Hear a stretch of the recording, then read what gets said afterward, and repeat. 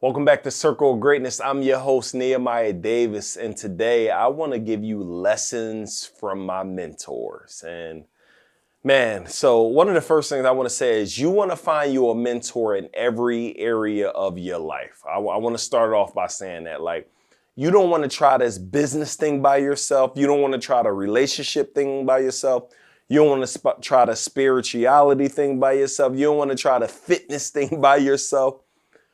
Everything you should be doing, you should have a mentor in every area of your life. And on this particular episode, I want to go ahead and talk to you about several things that I've learned from mentors and lessons that I've learned that, and this is why I operate the way I do. So one of the first lessons I want to share with you is from my mentor, David Groverman. So it's a Caucasian gentleman back in Philadelphia.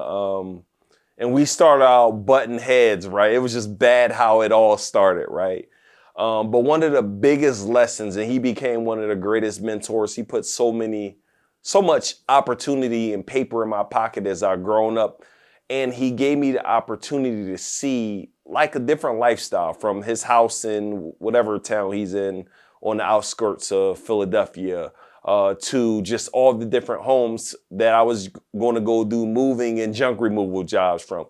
Every single day I had the opportunity working with him to be on $1 million homes, $2 million homes, or be at them. And it expanded my mind and made me believe that I can do it. So I remember one time I came to David. I'm like, yo, David, I just did this. I just did this. I just did this. I just did this. I just did that. Like, I'm elated. Like, I'm proud. Like, I'm bragging. And his exact words was, that's what you're supposed to be doing. I'm like, I was deflated. I'm like, no, this isn't what I'm supposed to be doing. I should be dead or in jail. I should be gangbanging. I should be out on the corner selling dope. And he believed that I could be more than what I was. And one of the reasons why I believe he said that statement, because his kids were already, one was graduating law school, one in Villanova. Like the kids were doing phenomenal things. So he come to realize doing those things was regular. He graduated, I want to say, from University of Penn. So it was like regular. But for me, the path that I started to trend on being a better path, it wasn't normal for me. But ever since he said that, I very rarely celebrate at all. And I'm not telling you to do this, but I'll hit a goal, right? And it just doesn't matter after I hit the goal. I'll buy my dream car. We'll just serve 50,000 people, right? Like whatever it is, it's just the very next day is like next. And what I think that mindset does is it keeps you hungry. It keeps you wanting to go after more. It keeps you chasing, right? And again, this may not be for you, but it's something that was for me. Next, I want to give you a lesson that I learned from Grant Cardone, and it's two parts, right? The first part of this lesson is my buddy Bill Hauser. He used to be my neighbor back in the presidential. And, him and we grew close to each other, like here crushing. They're probably going to sell their company for a couple $100 million. It's one of my good buddies. And at this time, he wasn't making that type of money. He made like 80 grand in a month. And he was at Grant's building, right, doing a training with Grant. And he jumped up with excitement, like expressing his numbers, like, yo, I did 80 grand this month. And Grant words, he set up and he said, are you bragging or are you complaining? And when I tell you my man Bill just drowned it in his seat, like he couldn't believe that making $80,000 a month, which is incredibly a lot of money, like it's an amazing feat. He was like, are you bragging or are you complaining? Meaning, are you excited that this is your peak, or you're complaining that you only made $80,000? So what I come to learn is that you should always raise your target. When I'm around Grant Cardone and the time I spent with him, I'm gonna be honest, I've never met anybody or been in anybody's presence that dreamed this big, that thought on a certain level. Like he thinks insane. And what I learned is you got to dream bigger and you got to raise your target. So if you want to make 100,000 in your business, he got a concept called 10X. Why not 10X it? Why not make 1 million? If you want to make $1 million in your business, why not say you want to make 10? If you say you want to make 10 million, why not say you want to make 100 million? Because it requires the same amount of effort for you to think big as it does for you to think small.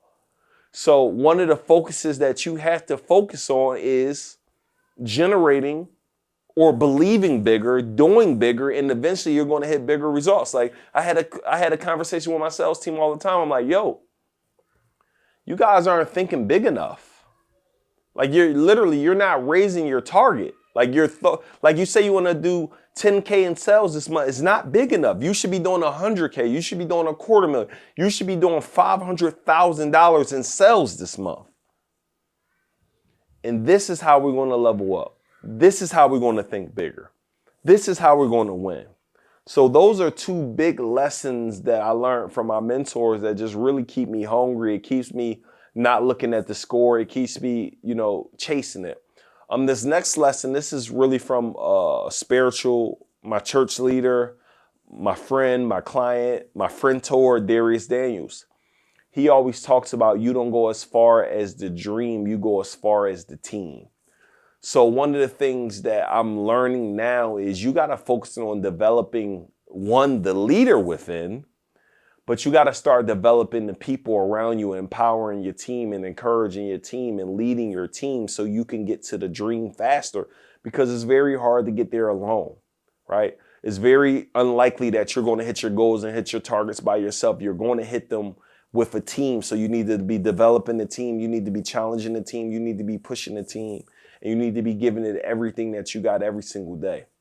Now, this concept is something that I came up with, and it's called how you do anything is how you do everything. And the reason why I love this concept so much is because I'm going to be honest, I bull crap most of my life.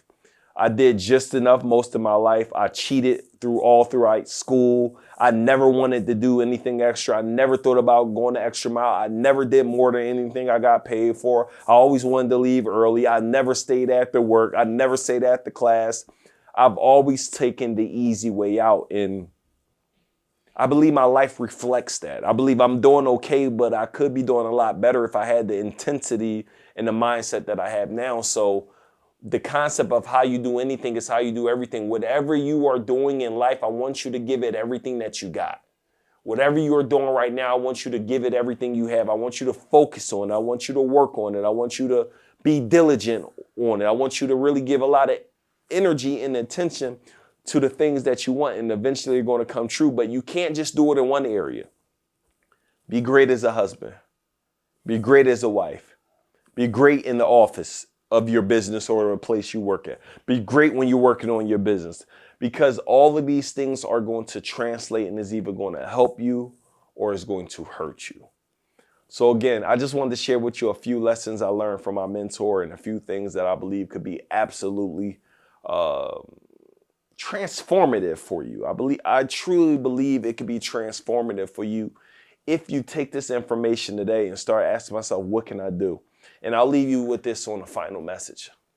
One of the things my brother Marcus Roger said years and years and years ago, he said, make a date with yourself and do not be late. Every day you should schedule 1 hour a day where you are focusing on your business.